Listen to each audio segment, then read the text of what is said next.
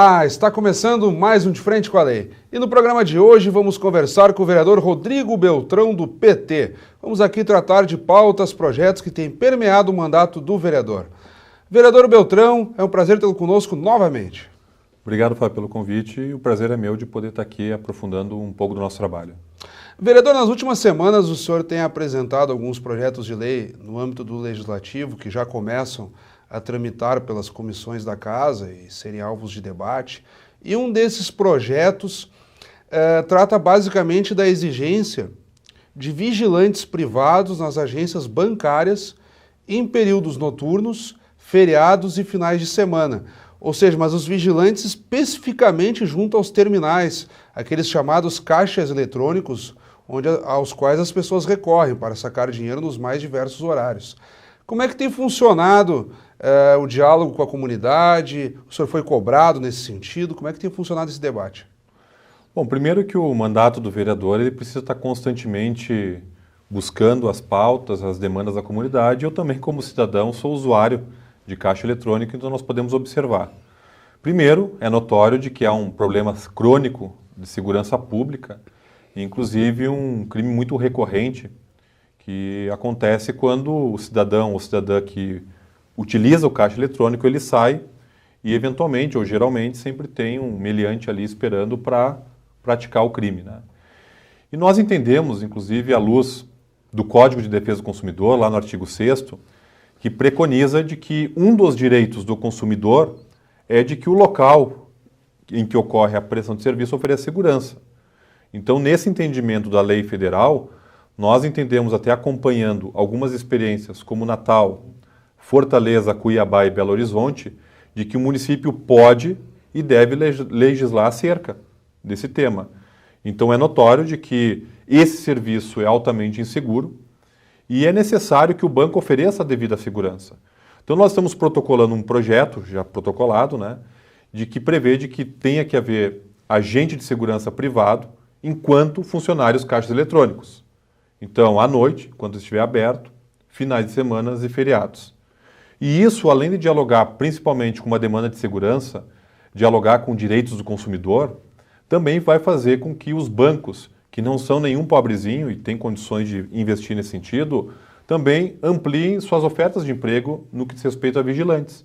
Então, num primeiro momento, o objetivo principal é oferecer segurança para os cidadãos e cidadãs que usufruem do caixa eletrônico, mas também, analisando de uma forma mais ampla, surge essa oportunidade que são vagas que serão abertas por conta dessa demanda que será criada se aprovada essa lei. Vereador, e como é que o senhor enxerga a possibilidade também de onde ficarão esses vigilantes? Nós teríamos vigilantes tanto no interior ali dos caixas eletrônicos quanto na frente, ou seria basicamente uma exigência que eles ficassem ali acompanhando o entorno dos caixas?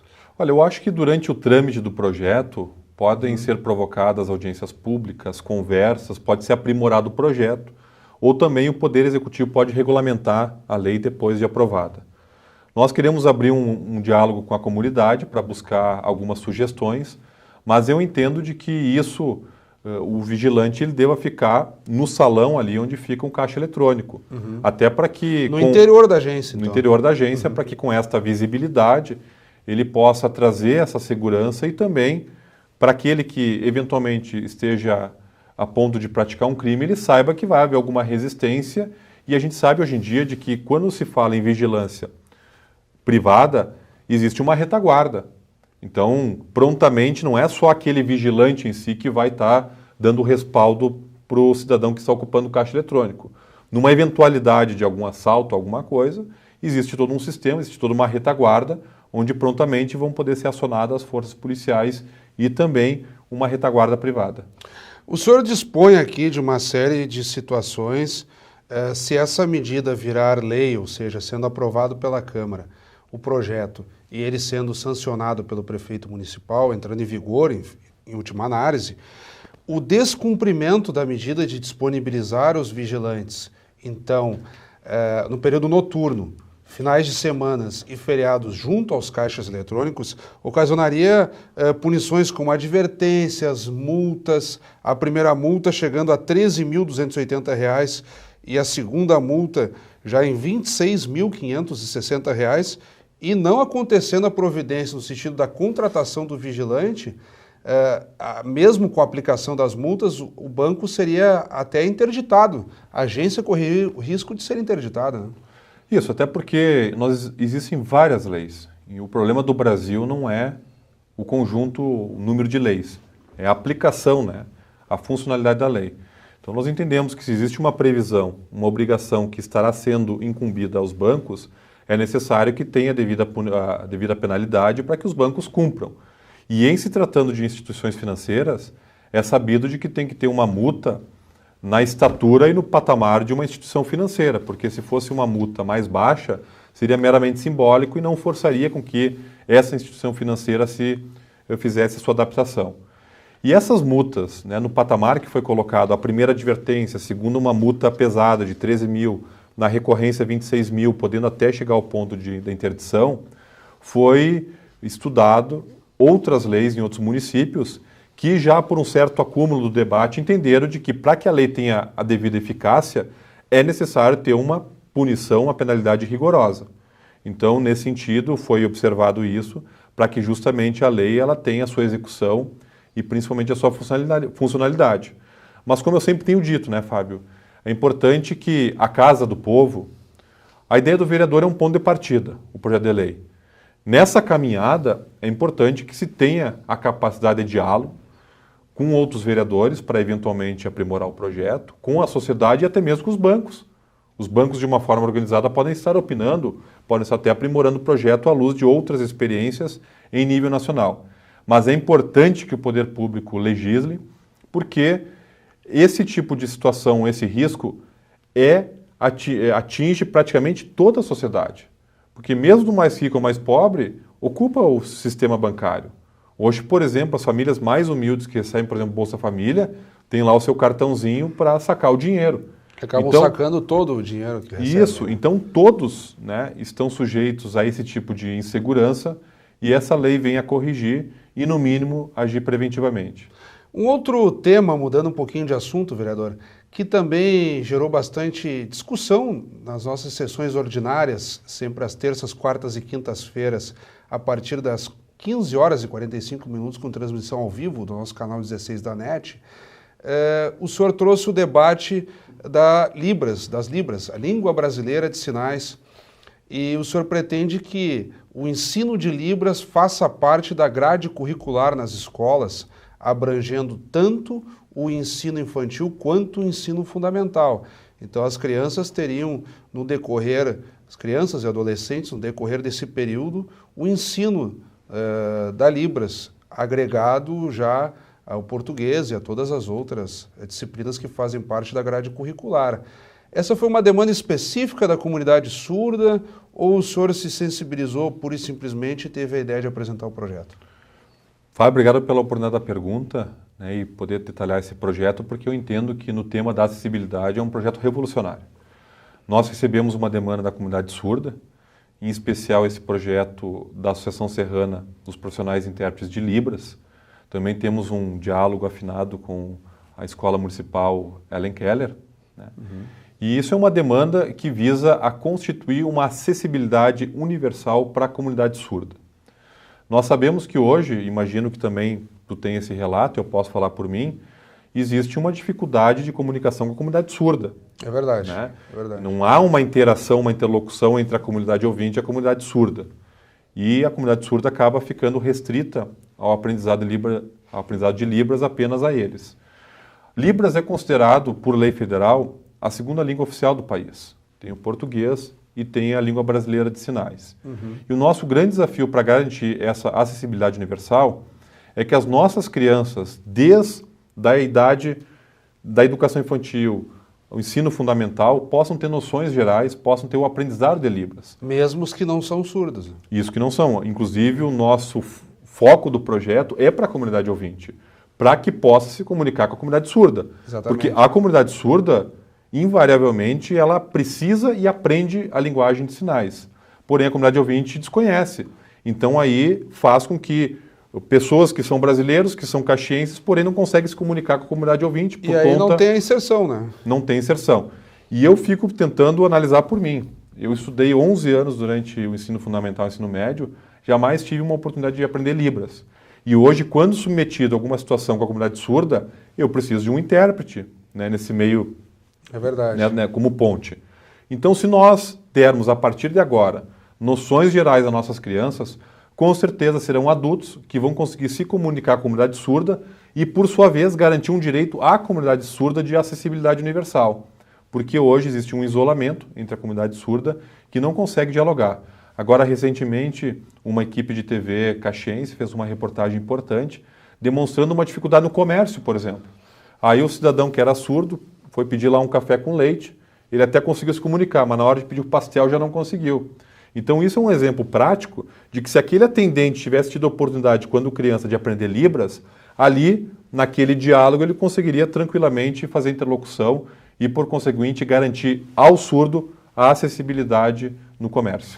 O senhor, no projeto, estipula uma série de descrições de como é que deveria ser a formação do professor, tanto da parte da pedagogia, quanto a conjugação de línguas, né, do português, da própria Libras, e preferencialmente coloca que a partir dos concursos públicos e até na nomeação, a preferência se desse para professores surdos, na hora do ensino da Libras. Como é que o senhor encarou essa situação, no sentido de que às vezes há uma crítica, né, de criar mais disciplinas? As pessoas muitas vezes falam assim, uma disciplina de Libras, como o senhor coloca, uma disciplina de educação ambiental, e vários temas, geralmente o legislador pensa em criar uma disciplina. Não seria possível que daqui a pouco a Libras fizesse parte da própria grade de português, ou seja, daqui a pouco ensina português, em determinado momento da disciplina também ensina Libras? Como é que funcionaria, a seu ver, na prática? Bom, primeiro é que nós temos que ter um cuidado, porque o legislador ele não pode, através do projeto de lei, criar uma disciplina, né, no currículo escolar, até porque não é competência do legislativo. Existe toda uma legislação federal que regra de que os conselhos de educação, né, isso vinculados ao executivo, que tem que promover esses debates, e o executivo, portanto, seria, né, o poder legítimo para propor um projeto nesse sentido. Então, o que nós estamos propondo é que o ensino de Libras seja obrigatório. Agora, a forma que isso vai se dar, aí vai depender de uma regulamentação do executivo, que vai ter que ouvir o Conselho Municipal de Educação, que pode ser, Fábio, através de uma disciplina específica ou sendo trabalhado de uma forma intersetorial, entre todas as disciplinas. Né? Existem vários métodos da educação, né, que podem estar dando respostas a isso. A nossa preocupação ao legislar é apenas de garantir a ideia do concurso público e que o poder público, por entender ser uma necessidade perene, que vai ad eterno existir, não vai acabar logo ali na frente, que o poder público possa construir quadros através do magistério. Então, professores habilitados.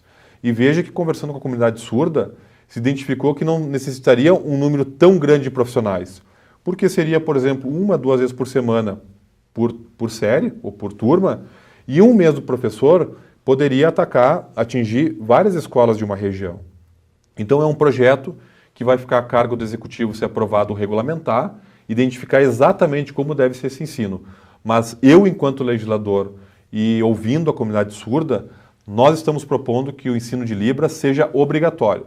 Então, a forma que isso vai se dar, esse desdobramento, vai ter que ser feito a partir de um debate entre o Executivo, Conselho Municipal de Educação e também a comunidade surda. Eu lhe perguntei porque o senhor, em determinado ponto do projeto, descreve até como é que se daria a formação desses professores. E, claro, as pessoas tomam contato e querem saber como é que funcionaria na prática, e nem sempre é tão simples, como o senhor mesmo colocou. Isso. A própria Secretaria de Educação vai ter que, daqui a pouco, imaginar a própria capacitação, ou professores de português fazerem curso de Libras, ou uma nomeação específica daquele só voltado a Libras. Então, é um tema bastante complexo, mas que a Câmara já cumpre o papel no sentido de abrir esse debate. Temos, por exemplo, as próprias sessões ordinárias e outros eventos da Câmara que são transmitidos ao vivo com a tradução do intérprete de Libras, né? Mas nós precisamos avançar num aspecto, Fábio, nós temos feito esse debate aqui na casa. Nós precisamos de servidores públicos de carreira, né, que é um investimento do poder público. O maior patrimônio é o servidor. Atualmente o serviço é terceirizado. É terceirizado através de contrato. A exemplo do Executivo, que agora fez um convênio inclusive bastante contestado. Então a nossa ideia é constituir quadros públicos. Tu imagina que em cada área, por exemplo, vamos falar de saneamento. Temos um intérprete de Libras de carreira no âmbito do legislativo, seria isso? Isso, e só por analogia trabalhar alguns exemplos. Nós temos várias faces do serviço público.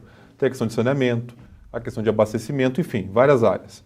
Em cada setor da prefeitura, existem quadros competentes, servidores públicos concursados, que ao longo da sua trajetória como servidor, acumularam conhecimento público que passa a ser patrimônio do poder público, esse servidor. Então a nossa ideia é investir em quadros públicos, né, que tenham essa capacidade, né, de serem professores de Libras. Então, como eu falei anteriormente, o projeto é o ponto de partida, há que se aprofundar esse debate e é importante que se aprofunde, mas a ideia essencial é de que as nossas crianças, desde a educação infantil, possam ter contato com o ensino de Libras, visando justamente garantir a acessibilidade da comunidade surda na interlocução com a comunidade ouvinte. E associado a isso, o senhor ainda acrescentou outro projeto de lei, ainda na área da Libras, nessa temática, tentando contemplar a comunidade surda, que visa instituir o Dia Municipal do Intérprete de Libras, né, que seria celebrado todo 30 de setembro de cada ano, em consonância já com a mesma data que é celebrada mundialmente, né? Isso, eu até confesso que eu tenho uma certa restrição a fazer projetos que instituem dia, porque o dia por si só, ele não tem uma vida, né? Há que o poder público ter, naquele dia, todo um compromisso de valorizar, fazer atividades, enfim.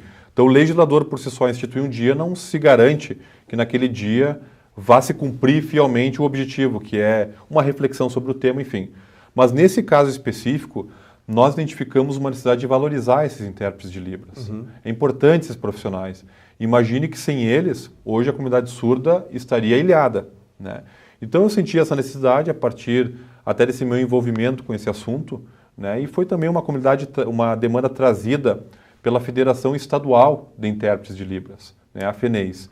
E nós, enquanto legisladores, enquanto representantes do povo, nós cumprimos, né, com esse compromisso, protocolamos o projeto e que, se aprovado no dia 30 de setembro, será a data de comemoração do Dia do Intérprete de Libras e uma data onde se faz toda uma reflexão de incentivo, inclusive das políticas públicas para essa comunidade surda. Vereador, eu quero lhe agradecer, nós estamos um pouco além do nosso tempo, duas temáticas interessantíssimas. Viemos primeiro na questão da segurança junto aos terminais bancários, os chamados caixas eletrônicos, projeto pelo qual o senhor pede vigilantes nos horários alternativos, como período noturno, fim de semana, feriados, e agora toda a questão do ensino de Libras já em tenra idade, que as crianças possam se familiarizar e aí todos dominarem essa língua, que a inserção não se dá só na medida em que o surdo sabe se comunicar por Libras. Se aqueles que não são surdos não conseguirem, quer dizer, aí ficam polos isolados, não há, digamos, a inserção de fato. Então, muito interessante essa sua ideia. E, ao mesmo tempo que eu lhe cumprimento, peço que o senhor, de forma breve, faça suas considerações. Então, primeiro, eu acho importante, né, programas como esse, Fábio, que a gente possa tratar de forma específica os projetos de lei apresentados. Eu tenho sempre um compromisso com a minha base política e de campanha, que é de que o vereador tem que vir para essa casa contribuir, acrescentar. Tem que ser um mandato propositivo, e eu procuro ser. Então, nesse sentido, são 2, 3 projetos muito singelos, né, que nós tivemos a oportunidade de discorrer, que contribuem para o aperfeiçoamento da nossa cidade, mas também sabendo que nós aqui, e eu enquanto membro do Partido dos Trabalhadores, nos foi designada uma missão pela população no processo eleitoral de 2012, de que aqui na casa façamos oposição. E hoje o Partido dos Trabalhadores é o único partido nesta casa de oposição, que se reconhece como oposição. E essa missão cumprimos. Então, muitas vezes, né, a nossa temática é de críticas, muitas vezes até de denúncias, mas sempre o objetivo é cumprir aquilo que foi delegado pelas urnas e principalmente um olhar para contribuir com a cidade. Porque muitas denúncias, eu apenas quero lembrar de uma, até porque o tempo se esgotou, claro, que foi do Fundo Municipal de Recursos Hídricos, em que as pessoas pagavam uma taxa ilegal, e foi através de um trabalho de oposição, de uma denúncia responsável, que nós conseguimos acabar com essa taxa. Agora a luta é pela devolução dos valores pagos, mas apenas de uma forma rápida para tentar sublinhar e demonstrar como que o nosso papel aqui de oposição, ele também é fundamental e importante para a democracia. Então, mais uma vez, cumprimento o senhor pelo seu trabalho, vereador. Muito obrigado. Muito obrigado, Fábio. Até a próxima. E, como sempre, convidamos a todos que continuem acompanhando a programação do nosso canal 16. Até o próximo De Frente com a Lei.